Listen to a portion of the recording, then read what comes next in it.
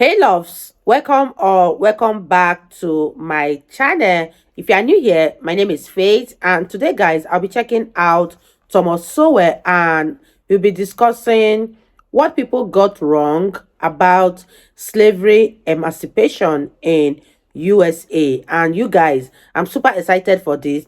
If you're yet to subscribe to this channel, please consider subscribing, give this video a massive thumbs up, comment, share, and all that good stuff. And without much ado, let's see what Thomas Sowell has for us in this video. The history of slavery can be looked at from several perspectives or for several purposes. Whether slavery is examined morally, causally, or politically is a matter of individual choice. But once that choice is made, accuracy and consistency are crucial. Moral judgments must be made with the facts as they are or were and applied consistently, regardless of the race, nationality, or religion of either the enslavers or the enslaved. These facts include the social context and the constraints and consequences implied by that context. We cannot assume 21st century options or even present-day knowledge when judging decisions made in the 19th century. Nor can we assume that we have superior knowledge of the social realities of an earlier era that we never lived through, compared to the first-hand knowledge of those who confronted those realities daily and inescapably. Moral questions about slavery have been, almost exclusively, Western moral questions. Non-Western societies had neither moral concerns about slavery nor, in most cases, the power to decide on the continuance or extinction of the institution for themselves during the era of European imperialism, when slavery was suppressed over most of the world by the West. Not only has the West's crucial role in the destruction of slavery around the world gone largely unnoticed, standards applied almost exclusively to the West have been used to condemn European and European offshoot societies for having once had slavery. Even those Western leaders who sought to end slavery are condemned by critics today for not having done it sooner or faster. The dangers and constraints of their times have too often been either ignored or brushed aside as mere excuses, as if elected leaders operating under constitutional law could simply decree whatever they felt was right. No, they can't. Even a sympathetic biography of George Washington, for example, said, "He had helped to create a new world, but had allowed into it an infection that he feared would eventually destroy it." This statement is breathtaking in its assumptions. Washington did not allow slavery, which existed on American soil and around the world before he was born, nor did he have the option to decree its end. Even to have made slavery a public issue at the time would have accomplished nothing except to jeopardize the survival of a fragile coalition of newly independent states. That's true. Yet, this man, who contributed more than anyone else to the introduction of free republican government in the modern world, is widely seen as being under a moral cloud, as if he had chosen to introduce or abet slavery.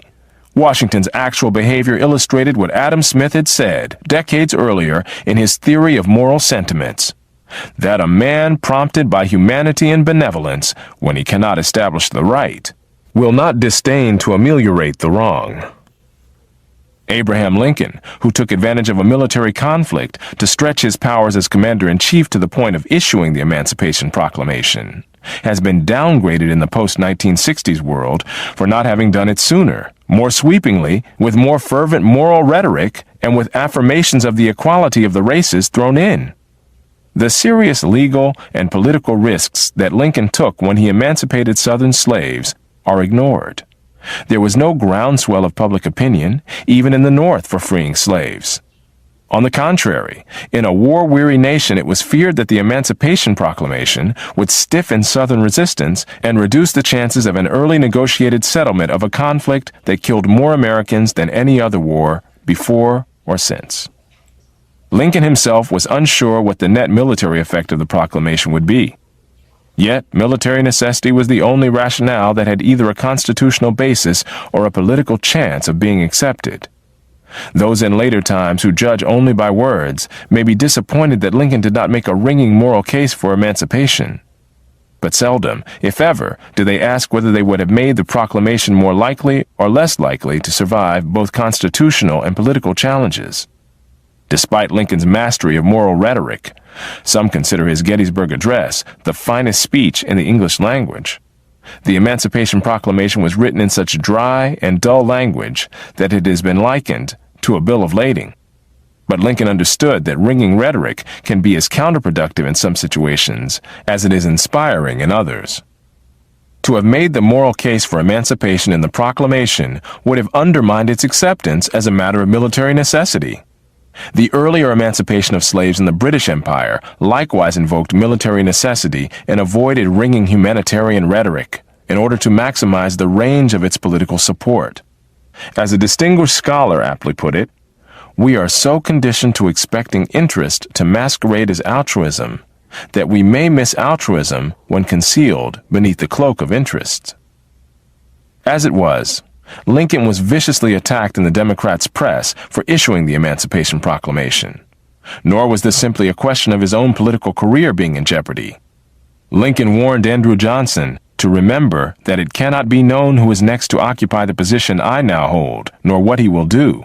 At this critical moment in the history of the nation and of the fight against slavery, William Lloyd Garrison could indulge in ringing rhetoric without regard to the consequences, but Abraham Lincoln had the heavy responsibility of consequences squarely on his shoulders as he faced his countrymen and history.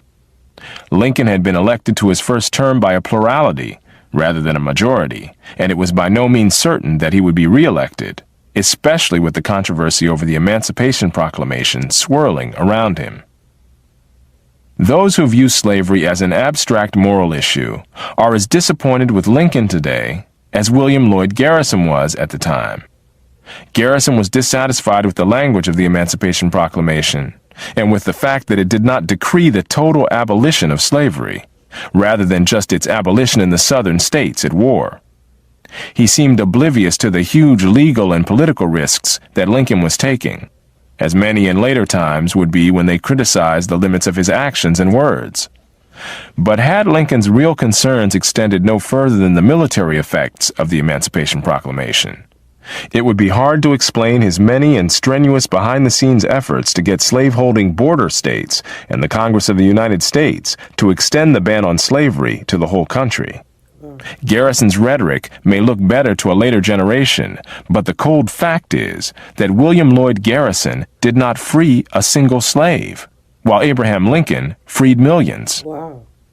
Lack of awareness or concern for the context and constraints of the times is only part of the problem of those today assessing such historic figures as Washington, Jefferson, and Lincoln, or the American nation as a whole. Wow, you guys, that was such an interesting, educating narration from Thomas Sowell.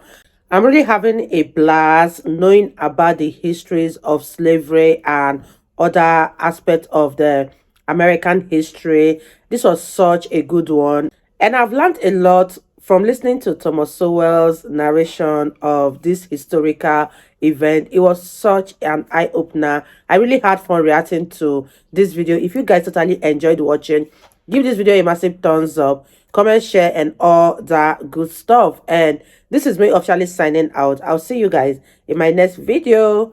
Bye, guys.